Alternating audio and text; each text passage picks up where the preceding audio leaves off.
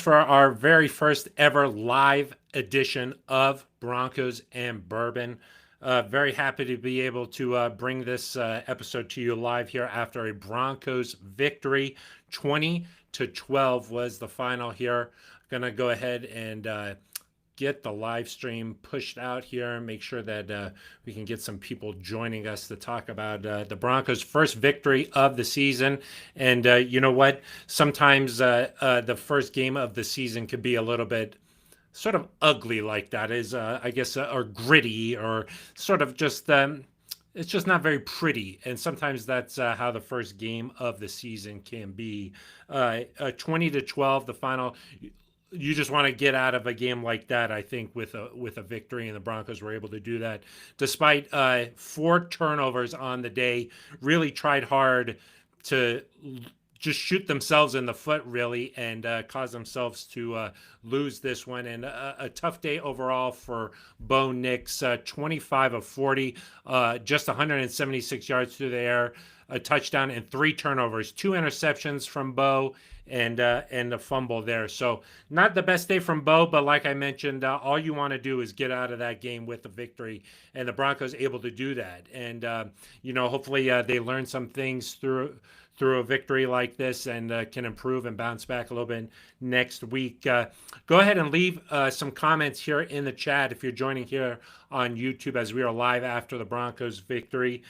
Leave a chat, and I'll go ahead and share some of those on the screen here and discuss, hoping to make this sort of an interactive show for the Broncos.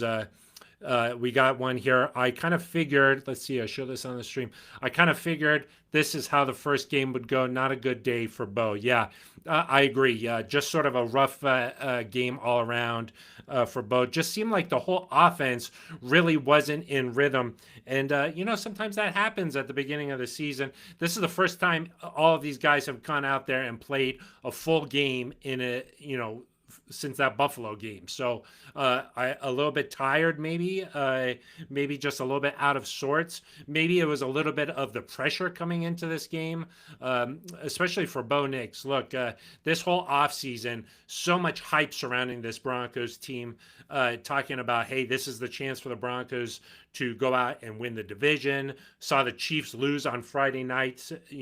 That sort of adds a little bit to it. And I think that maybe you're seeing some of the effects of that hype. Here, I'll show Bo's stats again there. But I don't think that it's anything to panic about. I think that that's just sort of what happens in a first game. Let's talk about something that was really positive, though, in this game, and that was this Broncos defense. Just an outstanding day. The defense sacked Cam Ward, making his NFL debut, sacked him 6 times. And the big thing for me here was the 50 yards. Sacked 6 times for 50 yards. Really took the Titans out of anything, especially in that second half. There was a couple of opportunities there where you thought, okay, at least Tennessee was going to get a field goal. That did not happen. The Broncos pushed them back. Cam, and I think a lot of rookie quarterbacks tend to do this. When there's pressure in their face, they tend to retreat backwards. They try to spin out of harm's way. But in the NFL, as Cam found out today, these big guys can fly. They caught him and really just crushed Tennessee. Any kind of hopes that they had of trying to come into Denver and really win a big game for them, that the defense just shut down everything. I put out a tweet there that in the second half, there were 3 drives that Tennessee had that ended in negative yardage. Okay, this Broncos defense was as advertised. PS2, coming off of his Defensive Player of the Year outing last year, seemed to be just the same guy. Really took Calvin Ridley out of this game. And for a rookie like Cam Ward, one of the things you're going to try to do in a game like this is when you're feeling that pressure, you're going to try and go out to your go-to guy, and PS2 really shut that down as the Broncos get out with a 20-12 victory. I think that all you're hoping for there is just to get a victory. So the Broncos able to do that, and things get a little bit more difficult next week here for Denver as you would have thought maybe this Titans game would have been a little bit easier. Not the case. A tough game, a gritty game for the Broncos to win this. But then next week, the Colts come into town, and the Colts just had a monster victory, an emotional victory there in Indianapolis today. So that Colts game is going to be a lot more interesting, I think, than a lot of people thought that it was going to be. So please leave a comment if you're watching on YouTube. Join the conversation here. Hoping to make this sort of an interactive show. That's the goal here. But let me know what do you think about Bo Nix's day here today? 25 of 40, 176 yards. Did have the touchdown, but 3 turnovers, and maybe just like not looking like what we thought Bo might look like in this one. So much talk this offseason about how he took this step, how he's so much further along than where he was last year at this time, saying, hey, when you're a rookie, you just want to go out there and not screw things up. And now you're seeing Bo not really kind of take that step, at least not today. But I want to know, are you concerned about this? Or, hey, are you sort of saying, hey, it's the first game of the year. There was a lot of pressure on him. This was to be expected. We got another comment here. I like this one talking about Evan Ingram. He left the game with a leg injury, went into that blue tent a couple of times. This was a concern about Evan Ingram coming in, right? He's had some injury problems in the past. Let me show this comment one more time here. Is there any update on Evan Ingram? I have not heard anything just yet, but this was the concern coming in. The Broncos feeling like they had addressed their tight end issues by bringing in Evan Ingram, and then he was actually just not as productive as I thought. I thought maybe, hey, your first game in a Broncos uniform, try to get him in the mix early on here. I'll show you what Evan Ingram in this one, 3 catches for 21 yards, just 4 targets, though. I kind of felt like maybe they would try to get him involved, particularly in the seam. That was just not the case today. But yeah, Evan Ingram leaving this game. My guess is that it'll take a little bit of time here before we figure out what's the case with Evan Ingram. Don't like to speculate about injuries, but that was a concern. And really for the Broncos, it was great to see Hufanga go out there with their big free agent acquisition, make those big plays, force that fumble early in the game. But there are other 2 big free agent acquisitions. Dre Greenlaw did not play in this game, and then Evan Ingram left this game with a leg injury. The concern with this free agent class was injuries, and unfortunately, already 2 popping up here right now. But like I mentioned off the bat, this was a gritty victory for the Broncos, 20-12, the final. You're looking to just get out of week 1 with a victory, I think. Week 1, so much unknown, so many weird things happen on week 1. This happens every single year where week 1, you're just like not sure what to expect. And the Broncos get a victory here. They're 1-0. Looking around the AFC West, though, you saw the Chiefs lose. I think most Broncos fans happy to see that. But the Chargers looked really good. And we also saw the Raiders get a victory. So the Broncos now 1-0, tied with the Raiders and Chargers after week 1. That's all you want to I think that's all you want. So the Broncos looked a little bit out of sorts there on the offensive side of the ball. Again, here I can show you I'll show you Bo Nix's numbers on the day. Not what you were hoping for, not the big step that you thought that he was going to take, but nonetheless, you get the victory. And I thought one of the nice things that Bo did was, as the game went on, he sort of calmed down a little bit. And one of the things he did was he found Courtland Sutton a few times. Sutton finished this game leading the Broncos in receiving yards, 6 catches, 61 yards for Courtland Sutton. He had the touchdown, and that's what you want from Bo. Like, hey, things aren't going the way that we had hoped on offense. Not any sort of rhythm there.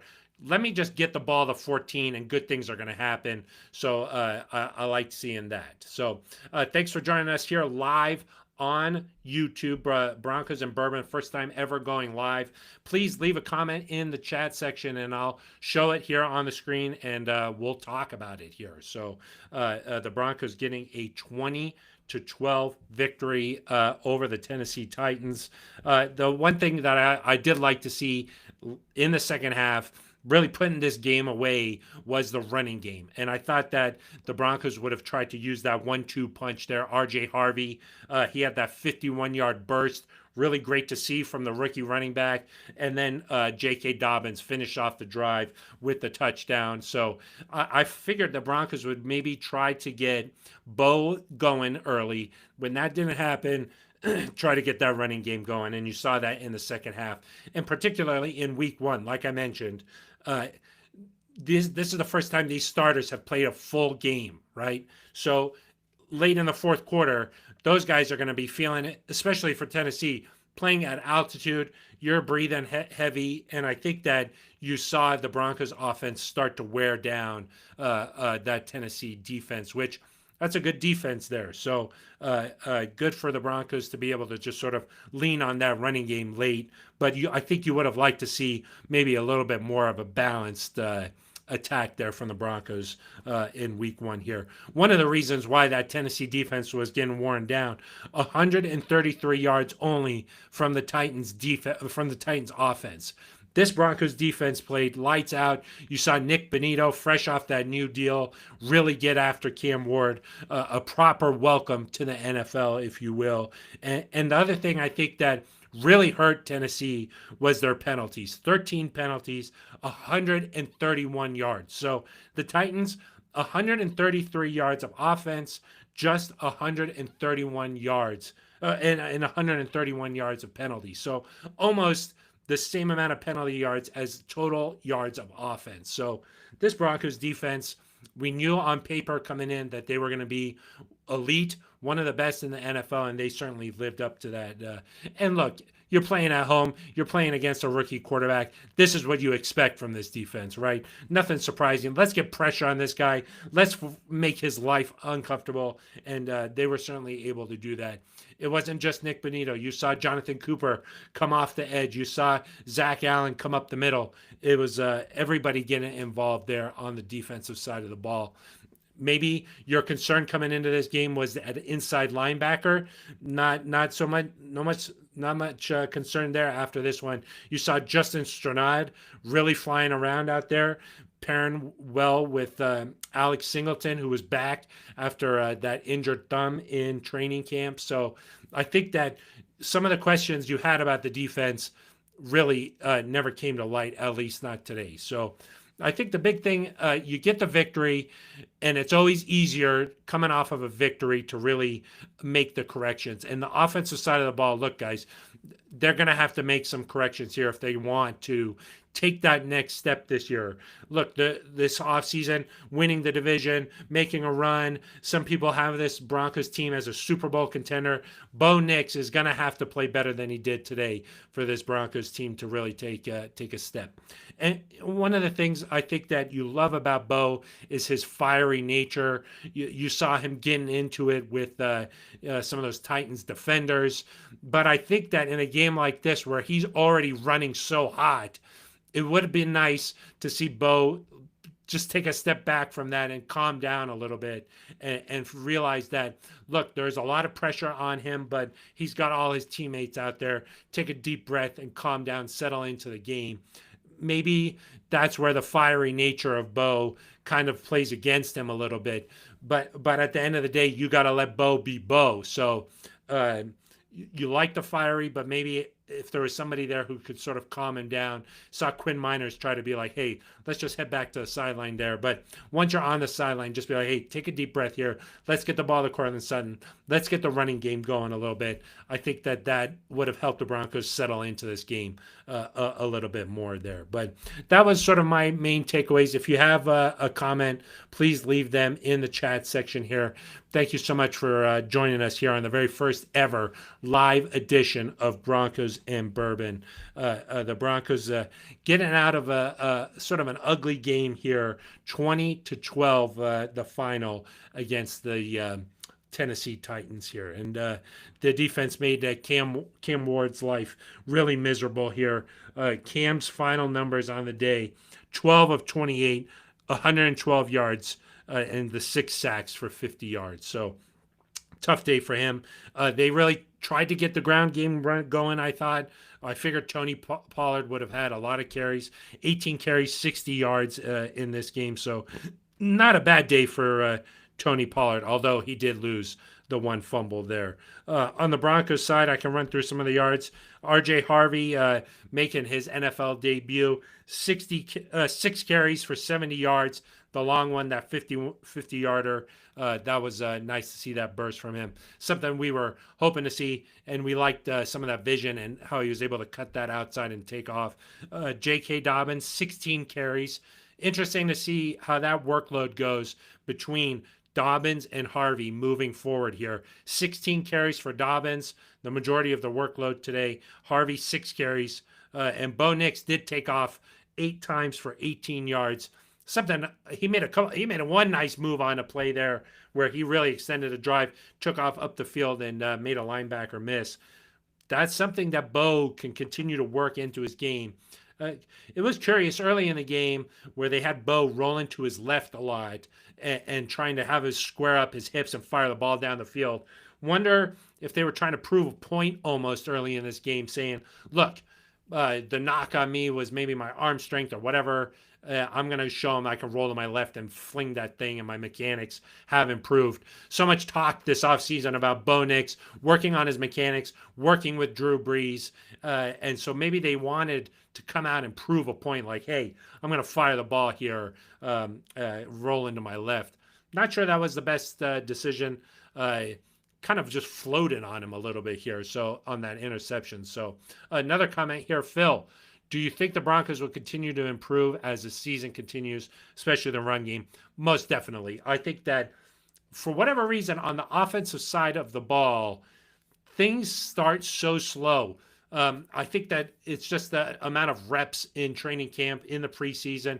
You just don't have them yet. And so much of offense is chemistry and just a feel for things. Like you've seen it year after year after year with Patrick Mahomes and Travis Kelce, just like making these plays, and you're like, how do they do it? It's because they've played for a decade together. They just know each other so well. This is going to get ironed out over the course of the next couple of weeks here because they just haven't had the reps. And so in game action where people are flying around, where teams are scheming against what the Broncos like to do, I think things are going to get ironed out here. Talking about the run game, this is going to be interesting because Sean Payton just does not like to run the ball. Every week he says, run the ball. Last year it was on his play sheet, run the football. He just doesn't like to do it. Okay. And especially in this game, it's the first game of the season. You're playing at elevation. You figure that Titans defense is going to get tired. They were out on the field. Let's look up what the time of possession was in this one. Time of possession, the Broncos 31-28. So not as bad as you would have imagined. 32-28, really. But it felt like that Titans defense was out there forever. And so I would have imagined just get that run game going a little bit. But for whatever reason, that was not the case. Let's look at the final runs to rushing for the Broncos here. 166 yards passing, 151 yards rushing. A lot of that came in that chunk play there for Harvey, obviously. So maybe a little bit misleading. But the Broncos passed the ball 40 attempts for Bo Nix and 30 carries. So over the course of the game, well, actually, let's see, 8 of those were Bo Nix. So sorry, a proper handoffs here, 22. So 40 passes, 22 runs. I think that you want maybe a little bit more balance there, but obviously you're going to throw the ball more than you run it. But I think that you're going to want to find some of the balance here. As I mentioned here, the comment, do you think that the Broncos will continue to improve as the season continues, especially with the run game? Good comment there. Please leave a comment, and we'll make this sort of an interactive type of show. That's what I'm hoping that these live editions of Broncos and Bourbon turn into, showing your comments, talking about it, having a discussion here about the game. But sort of just a boring game overall. I mean, 20-12 the final. Nothing too exciting really to talk about here. Did like the Cortland Sutton touchdown. That was nice for Bo after struggling there, after dealing with the turnovers. to sling that one there and have confidence to just go back and let it rip. I think that you'll see that Bo will continue to be like that. He's not going to shy away from things. Um, and so nice to see that. Nice to see Dobbins find the end zone there, making his Broncos debut. But the real big story in this one is the defense. The defense just playing lights out, especially in that second half. Let's look at the play-by-play here in this one. The Broncos' defense just was unreal in the second. Let's see. First drive for the Titans, 4 plays, 9 yards. Second drive, 6 plays, minus 4 yards. Third drive, 5 plays, 24 yards. Then 3 plays, minus 25 yards. That was after the Mims muff on the punt. They just took them completely out of field goal range when really Tennessee had a chance to kick a field goal and take a lead. The defense just stepped up there. After that, 3 plays, minus 3 yards. 3 plays, 0 yards. 4 plays, minus 2 yards to seal the game with the sack fumble. Again here today, 6 sacks for the Broncos, and the big thing in my mind, 50 yards lost on those plays. So the Titans finished the game 133 yards of offense, but also 13 penalties for 131 yards. So they really just killed themselves. But that's what happens when you're playing a defense like the Broncos that really is suffocating, takes the life out of the offense really, and just sort of smothers that. But I do think that the Broncos, on the offensive side, they looked a little bit out of sorts, looked a little bit out of sync. You saw the one time where the tight end, instead of settling down in zone, he kept running across the field. Bo thought he was going to stop, and he threw the ball, and there was a miscommunication there, and you saw Bo get visibly upset out there. That's what I'm talking about here. That's why this was a tough one for the Broncos offense. Again, Bo just 176 yards passing, the 2 interceptions. In a game like this, where the defense is playing like that, you can't turn the ball over like that, and he knows that. But you can't turn the ball over and keep Tennessee in this game, because if the defense didn't play the way it was, this could have been an ugly, lopsided win for Tennessee. But because the Broncos defense was flying around the way that they were, you saw them get the victory. So could have been a completely different story if, Cam makes a couple of plays here or there for Tennessee. Maybe if Calvin really showed signs of life, maybe then you would see a different victory or a different outcome here. But the Broncos defense just too good on this day, and just flying around. Really, I mean, that was a big thing. That pass rush, they had no answer for it. And when your pass rush is like that, it really just, you lose hope, and it's so frustrating. It's really hard for a quarterback to just take a breath and be like, okay, here's how we're going to counter this. When you have no time, it's the worst thing for a quarterback, and they get so flustered. We saw that Cam Newton, that's what happened in the Super Bowl. You saw him act out of character in that game, and that's because of the pass rush. And we saw Cam Ward really deal with that today. Look, this was going to be hard for Cam no matter what. Broncos defense on the road in a hostile environment with the elevation. It was just going to be a long day for him. And, there were a couple of moments in this game, too, where you just sort of scratched your head a little bit, where Brian Callahan, former Broncos assistant, there before halftime, he doesn't try to run out the clock, doesn't try to make Denver use their timeouts. Just sort of a bizarre sequence there leads to the Broncos touchdown. You would have thought maybe some point there in the fourth, they would have gone for fourth down to just try and do something. You thought maybe he would try to give them some sort of opportunity with that pass rush to counter that with some quick something. Didn't turn out that way for Brian Callahan returning back to Denver. So the Broncos, I think this is how I guess I would sum things up here. And as we wind down the show, I think that I would sum things down. Sum things up by just sort of saying this was an ugly game. Bo did not play well, and he's going to have to bounce back, and he's going to have to realize that this is his second year. There's more game film on him there. People know what his tendencies are, and he's going to have to adjust, and he can't be turning the ball over like that. A punt sometimes is not the worst deal. Sometimes you're just going to have to live for the next series, and I think that he's going to have to figure that out a little bit and um, play better. Look, he's just going to have to play better. So that's the first thing. Second thing is the defense played lights out and really won this game for the Broncos. The sacks, the pressure up front was the difference in the game, and then the play calling. Sean Payton, he's going to be aggressive. He's going to let that thing zip. But let's get some more runs, especially with the offensive line that you're operating with. Let's just have a more balanced attack. And I think that you'll find that coming up next week with the Colts coming to town. A little bit of a step up in competition. Colts had a big victory against the Dolphins today.